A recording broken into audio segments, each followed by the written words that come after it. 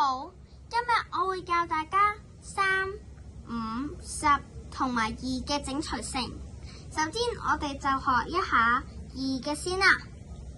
例如我出一個2、3、6，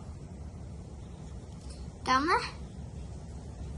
呢一個數最尾一個數呢係偶數。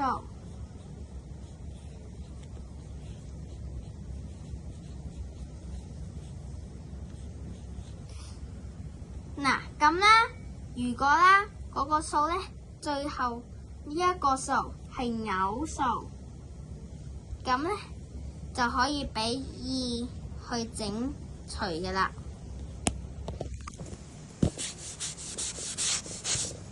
咁而家5咧，例如我就出一個數係2、0、5同埋2、8。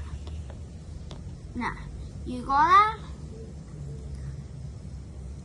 係要俾5整除，咁最後一個數就一定要係5或者要係0。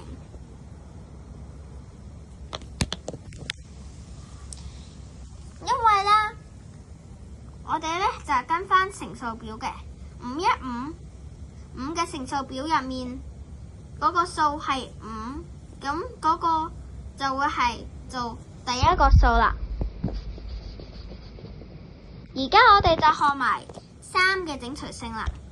3咧就可能會複雜少少嘅，咁啦，我哋就試下6、0、3。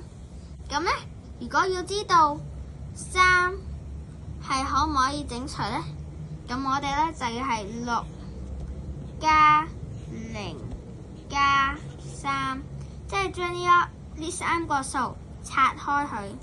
咁6加0係6，再加埋3就係等於9。3乘以3係等於9。我哋係跟翻乘數表嘅。如果呢一個數喺3嘅乘數表入面，如果呢3個數加埋一齊，嗰個數字係喺3嘅乘數表入面係有呢一個字，或者係有任何一個3嘅乘數表入面嘅任何一個數字，咁呢就可以俾3整除啦。今日嘅課堂就去到咁多，多謝大家收看。